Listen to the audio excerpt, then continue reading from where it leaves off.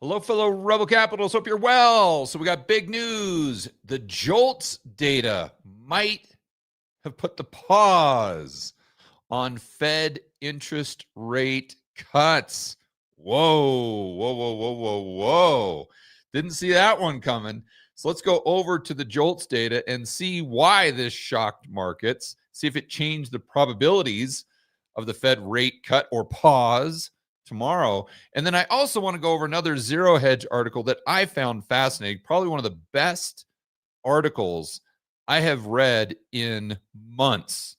So I'll be a little hard on or a little critical with Zero Hedge when I think they get a little maybe overly political, let's say, a little rah mega. But this one, they knocked the ball out of the park. And I think they have to give credit to Goldman Sachs. Incredible report, really, really insightful. So I'm excited to dive in.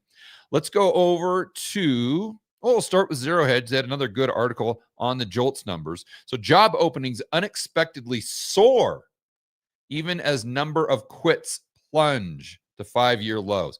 It's really weird. We're getting all of this data, and it's never even in the middle. It's either way too hot or way too cold. Nothing right down the middle. So it's kind of a head scratcher, but I think if you think things through and connect the dots, it starts to make more sense. And actually, before we go here, let's go right over to our trusty calendar, where you can see the number was right around 7.7. I think they rounded up. The expectation was for 7.2. And last month, or the last month we got it, because this was delayed data, was 7.6. So now let's go, now that we've got that, let's go back to Zero Hedge. And here's kind of a chart. You can see there's a lot of noise in the JOLTS data. So I don't know, it's tough to put a lot of weight into just one number. But now they're kind of breaking it down. And it's just more hot and cold, hot and cold, hot and cold, and more data that's conflicting, whether we're looking at the ADP numbers or the JOLTS. Because as an example, the ADP numbers, the manufacturing has been negative. Has been now, and that's more real time. So maybe that's the difference here. But we can see there was a bump from September to October, but from October 2024 to September 2025, big decline there in manufacturing. And let's see, let's keep going down. Financial activities take a big hit. Professional business services, big hit. Federal, big hit. No surprise there. So now they go into the federal job openings. That's down as you would expect. And good. I give Trump a lot of crap because I think he deserves it a lot of the time. But when he does something right, or the administration gets something right, I'll be the first person to applaud. And this is fantastic. We're hiring fewer government workers. Yes. So now they go over something really interesting, this 55,000 more job openings than unemployed workers. So they're looking at the spread. They're looking at the delta here. And you can't really see it, but we had 2 months where it was negative. And that means there were more unemployed workers than there were job openings. And as you can see, going back to the cerveza sickness, that ain't good. That ain't good. Usually when you get that, you're right on the brink of a recession. So let's see, let's go down. And here is where they have a chart so you can get a visual representation of kind of how that plays out. So the black line or dark green line is job vacancy. So the number of job openings. And the green line is the unemployment rate. So you got labor force participation in there, so that's skewed a bit. But we'll assume that is a proxy for the number of people basically looking for a job.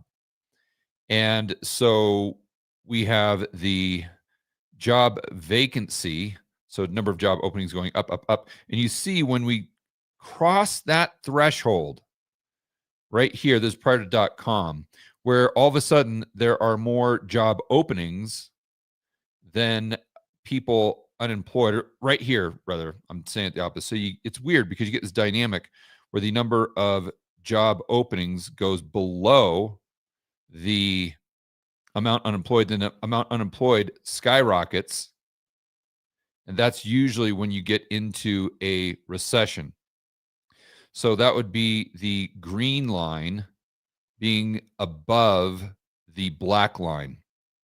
We see the same thing with the GFC, where the number of unemployed people way higher than the job vacancy rate. And we even saw the same thing in the cerveza sickness, where the black line gets higher, green line higher. This is the recovery. That makes sense. We get the black line higher, which would indicate a tight labor market. And then obviously the stuff hits the fan. And right now, we're at a point where we just crossed that threshold, which you can see in the negative, those red numbers, where the amount, you see just barely right there, where the unemployed number of people was slightly higher than the job openings. And usually that's not a good sign. But then we kind of flip back. So you see there's some noise here.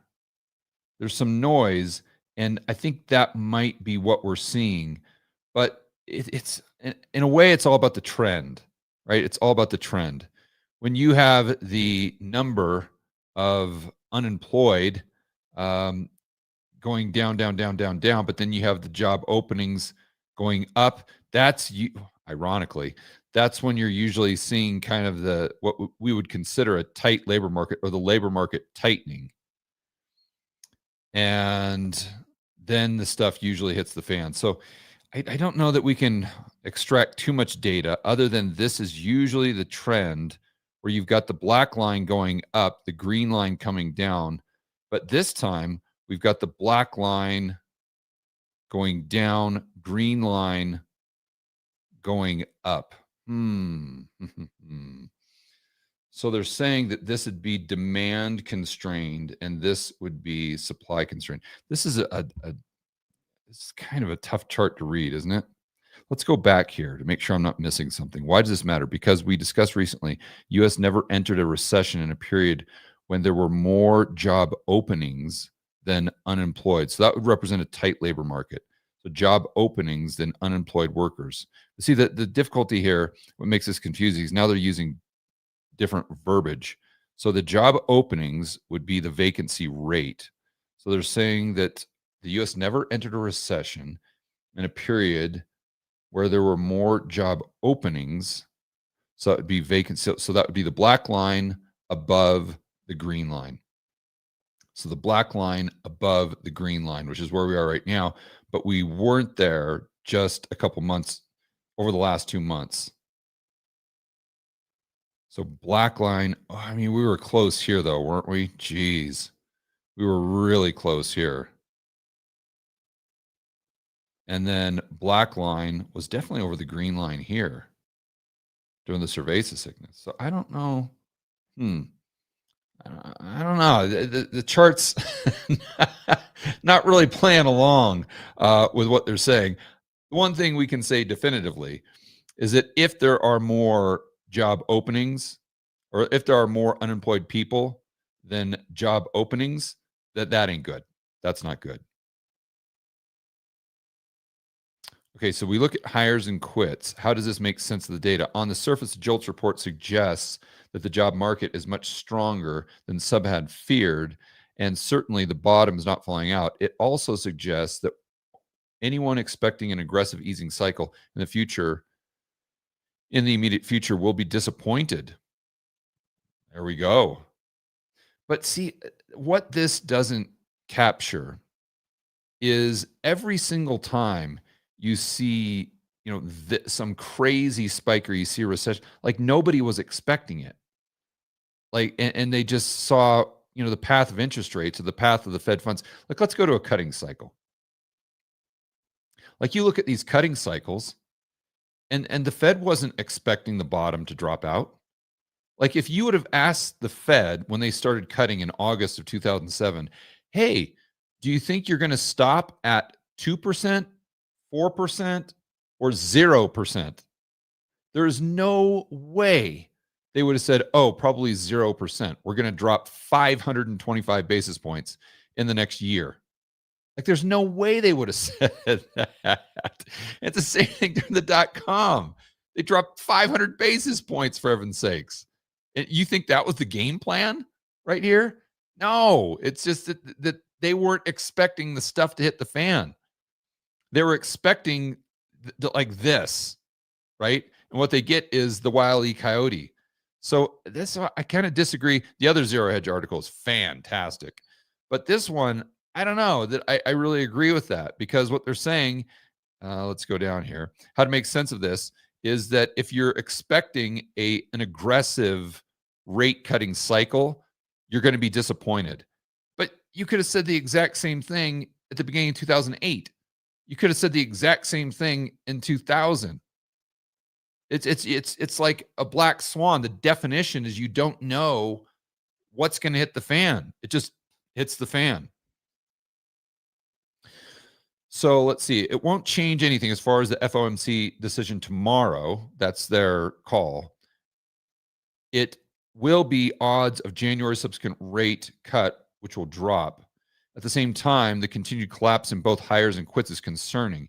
Yeah, it's just completely frozen, like the housing market, which is rapidly finding a new equilibrium now that millions of illegal aliens aren't polling the statistics or artificially depressing wages.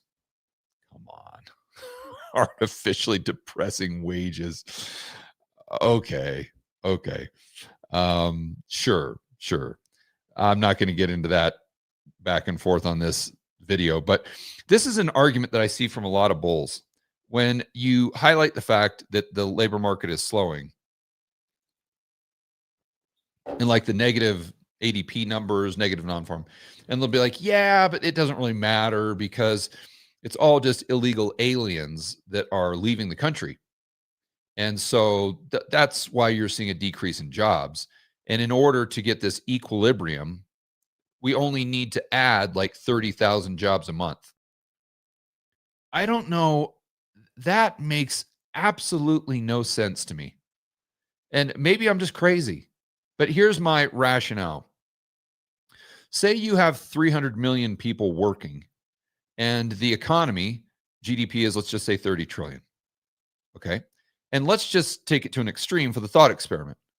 Let's say you have 299 million people that were working. Just go ahead and leave. So they just leave. So now you've only got 1 million people working. And let's say you've got a country of 350 million. So you've got 1 million people working and 49 million people not working. Is that somehow supposed to not be concerning? It's like, oh, yeah, GDP went from 30 trillion down to 2 trillion overnight. And, only what would that be? 5% of our, or I don't even know what that number would be. 2% or 1%. That would be like 1%, 2% maybe of our entire population is working. But who cares? Because it's only a result of those 299 million people leaving. Like, I don't know. How could you argue that? Like, how could you argue that wouldn't be a bad thing? I mean, that would be catastrophic. And yet somehow we're supposed to make it seem like if we're losing jobs on net, that's not a big deal. Just because the labor market is shrinking, because those people are leaving, just makes absolutely no sense to me. Makes no sense at all. It's almost like running a business. And you've got, let's just say your revenues are $1 million a year, something like that. And you've got 10 employees and 5 of those employees leave and your revenue goes down to 500,000.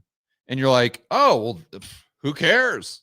That doesn't matter, because the only reason that the revenue went down, I mean, it's explainable because 5 of my employees left.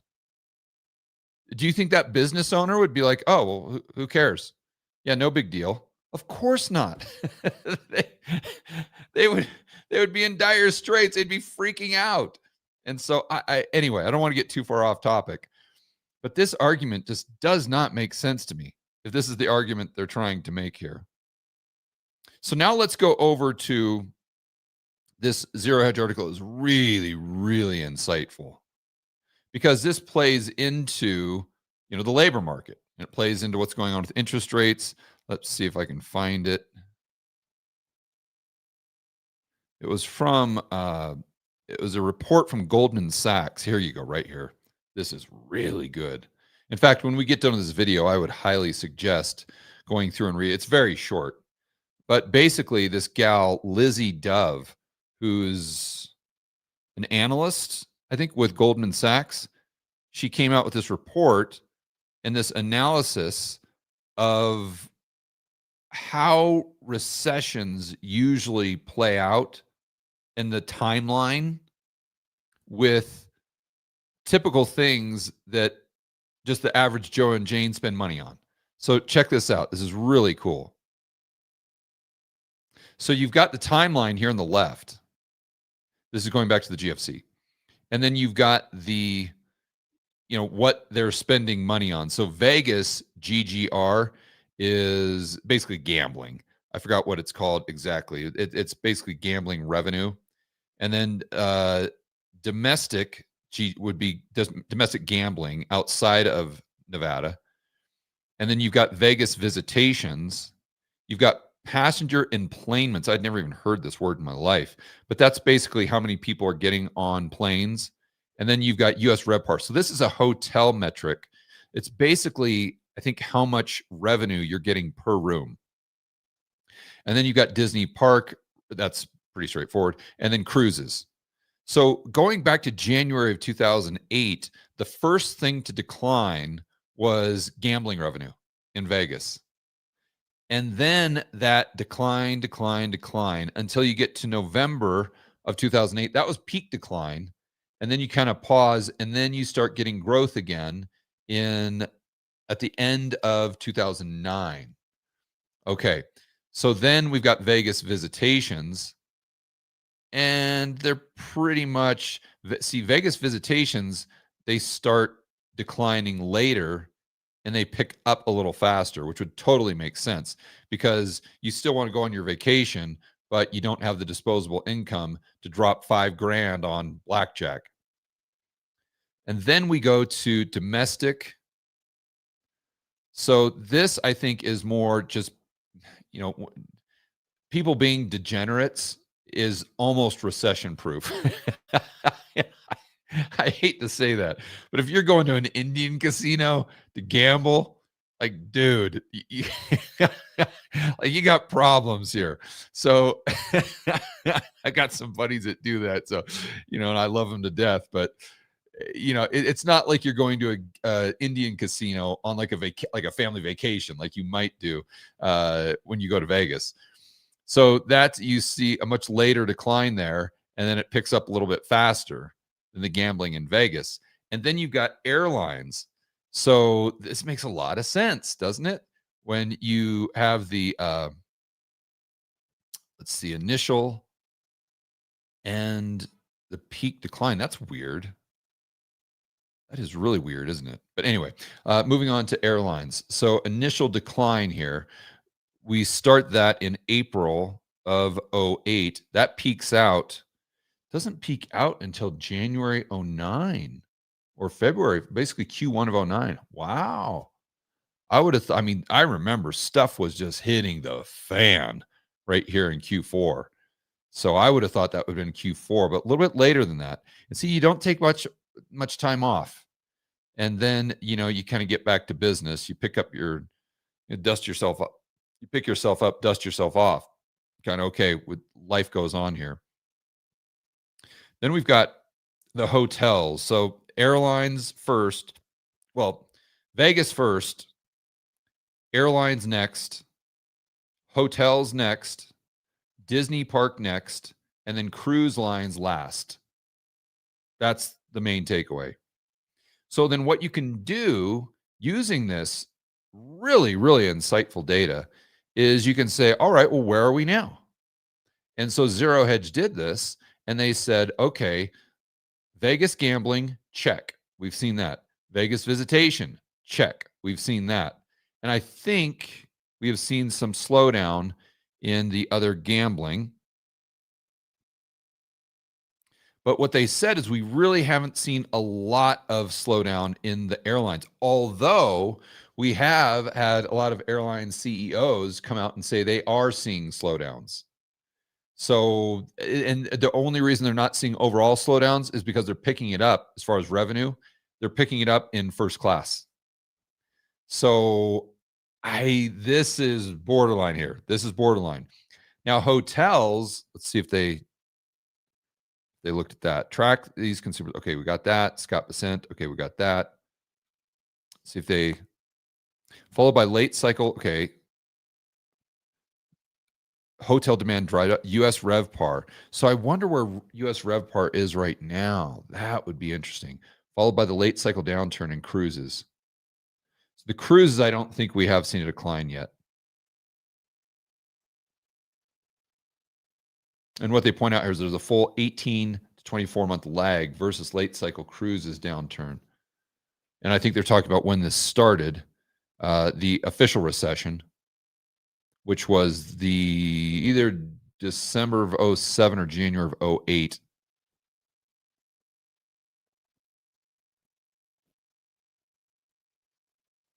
Yeah, so they don't give us any insight. So I'm going to have to do this. I think this would be a fun whiteboard video. I should do this on Thursday. So because our flashing early warning signs, Las Vegas trends are already pointing lower. Okay, that's it. Check. Yet airlines are still holding up. Yeah, but you listen to the CEOs and they are really, really, really down on the business. Boomers continue to book cruise lines. Yeah, because they own all the assets. The stock portfolio is up.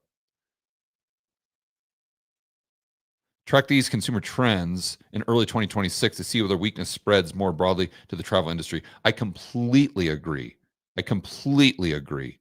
So I think, on this channel and what I do with my own portfolio is I really focus on interest rates on the yield curve with the treasury curve and what they're doing. That gives me a great signal. And then also what's happening with the labor market for obvious reasons. And then I'm going to have to add this. So these kind of discretionary income spending broken down, where are we and how are we tracking? And when do we start to see a big hit in the airlines? And how do you measure that to begin with? And then with the RevPAR, I think that should be pretty easy. In fact, let me do this. Let me see if I can pull up a chart of RevPAR.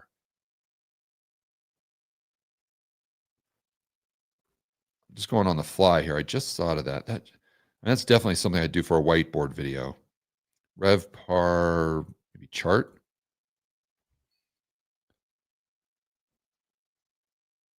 For January 2025. Well, that's okay. Maybe this has some real-time data here. Dang it. December 20. That's all old. Huh. You would think they would have some really good real-time data on this. No, we'll have to save this for a whiteboard video. I'll have to do a little more digging. But the bottom line is I think that's some great, great indicators to add to the bag of tricks to really determine what's going on with the economy and in timing, really, of what happens with the labor market, what happens to interest rates, then taking it full circle to what this video is about is when the Fed is cutting rates, but cutting rates aggressively. That's where I disagree with Zero Hedge. When we get into the Wile E. Coyote, you see, even right here, we're like, let's go ahead and pause. And then, cut rates. And then here it's just, cut rates. Here we had a little bit of a pause. Everyone forgets that. In the middle of January 2008, they paused. Why did they do that? Because they thought inflation was getting out of hand. I'm not kidding you. They thought inflation was getting out of hand because the CPI went from like 3.5 right here when they started cutting rates to 5.6 in June of 2008. So they're like, oh shoot, we cut too fast. We cut too fast. The inflation genie's out of the bottle. And by the way, what do you think long-term interest rates were doing back then? They were going up. They were going way up. And then you just had 2 months or 3 months of pause. And then it's, the world is ending. Cut down to zero. Quantitative easing. TARP. Anything. And, and that's why I've got a little bit different view than zero hedge. What people tend to do, and I've noticed this with investors, they take a snapshot of where we are right now, and they just extrapolate that indefinitely into the future. Don't do that. I think that's a big, big mistake. All right, guys, enjoy the rest of your afternoon. As always, make sure you're standing up for freedom, liberty, free market, capitalism. We'll see what happens with the Fed rate cuts tomorrow. We'll see you in the next video.